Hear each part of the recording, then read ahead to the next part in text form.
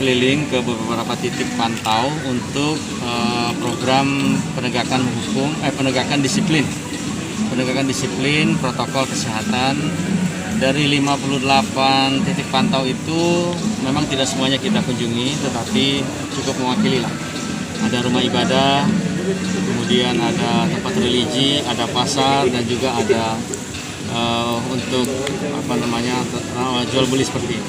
Nah, kami berharap dari pantauan ini kita akan lakukan evaluasi, tapi sementara kami melihat bahwa tingkat ketaatannya sudah semakin baik. Minimal penegakan protokol penggunaan masker dan juga menjaga jarak. Nah, termasuk juga di pusat perbelanjaan juga menerapkan pengukuran suhu tubuh supaya yang tidak pakai masker, yang suhu tubuh di atas 37,2 itu dihimbau untuk tidak ke pasar dan tidak ke rumah ibadah. Tadi bagus himbauan di salah satu rumah ibadah ini saya lihat. Artinya yang sakit, yang flu di rumah saja daripada menyebarkan penyakit ke jamaah yang lain. Nah, kalau di sini terpenuhi untuk social distancingnya, physical distancingnya terpenuhi. Nah, kemudian juga mereka menerapkan tadi buka tutup. Jadi kalau agak penuh tutup dulu. Kemudian kalau sudah agak longgar bisa masuk lagi. Jadi kita berharap suasana seperti ini tetap kita tegakkan sambil kita persiapan untuk menuju new normal atau kenormalan baru, sehingga kemudian kita bisa berharap bahwa angka grafik penyebaran itu bisa kita landaikan. Itu harapan kami. Ya, terima kasih. Pasar tradisional Pak masih agak padat nih Pak, tidak ada physical distancing apalagi. Masih susah pengaturannya Pak. Nah, ini bagaimana Pak? Pemerintah kota apakah akan ini untuk pasar-pasar milik pemerintah kota Pak? Ya, kemarin dari bidang pasar juga sudah melaporkan bahwa di pasar-pasar milik Pemko ya sedapat mungkin sudah kita terapkan, termasuk juga pada saat ada rapid test para pedagang dijemput bahkan untuk memeriksakan diri. Kemudian lagi memang kita akui kalau untuk pasar tradisional itu untuk menjaga jarak itu yang masih agak kesulitan kita, karena kebanyakan hanya untuk parkir saja sudah tidak cukup. Misalnya sentra Antasari di belakang pasar pagi, ya saya coba tadi kemarin komunikasi dengan bidang pasar, bisakah diterapkan? Sedapat mungkin di lapak-lapak dulu diterapkan. Nah, sambil kan tahun ini kita ada program untuk pengaspalan di belakang, secepatnya kita lakukan pengaspalan sehingga sarana parkir itu bisa dimanfaatkan untuk berjualan bagi para pedagang. Itu yang paling penting.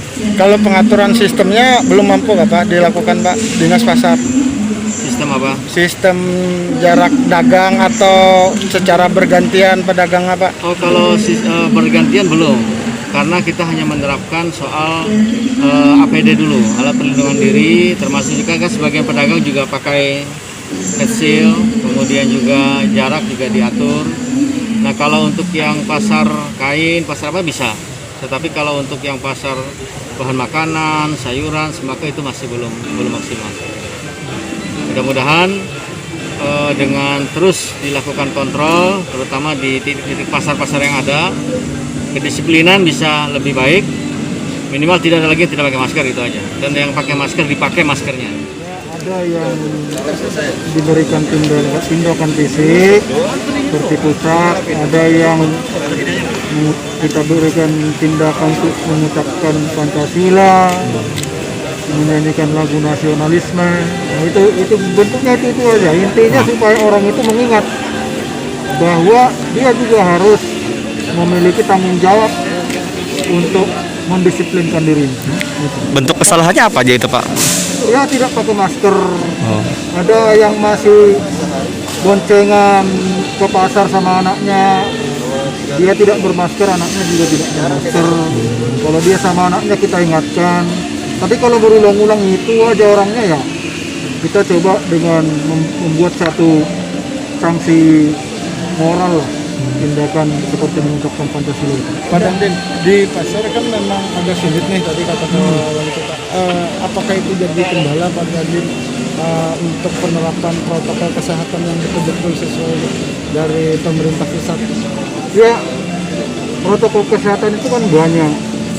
penggunaan maskernya, kemudian pengaturan distancingnya, kemudian juga cuci tangannya.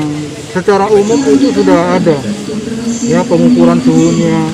Tapi memang kendala di pasar-pasar kecil itu distancing memang, karena gang-gangnya sempit. Jadi memang kita harus terus-menerus teman-teman yang di lapangan itu untuk menghimbau terus, ya.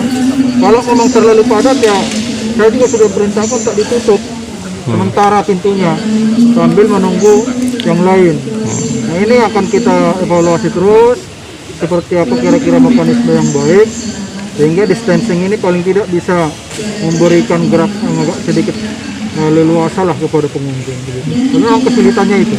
Dan kalau tadi kan punishment-nya untuk personal ya, Dan ya. Tapi kalau misalnya untuk rumah makan ataupun juga yang lainnya, bentuk punishment-nya sudah ada yang dijatuhkan, tidak ada? Sampai dengan sekarang belum. Kemarin kita baru mensupervisi secara langsung ke sekitar 60-an rumah makan sekelas warung Padang, termasuk warung tenda. Itu mereka sudah menata tempatnya, menata kursi-kursinya dikurangi, terus juga protokolnya dipenuhi, di depan ada cuci tangan dan lain sebagainya. Itu sudah kita supervisi langsung. Nah, nanti kalau mereka dalam monitoring kita juga tidak melakukan, nanti ada peringatan 1, kemudian peringatan 2. Nah, setelah itu kita rekomendasikan ke dinas terkait di pemerintah kota untuk menutup kalau memang dia tidak mampu melakukan.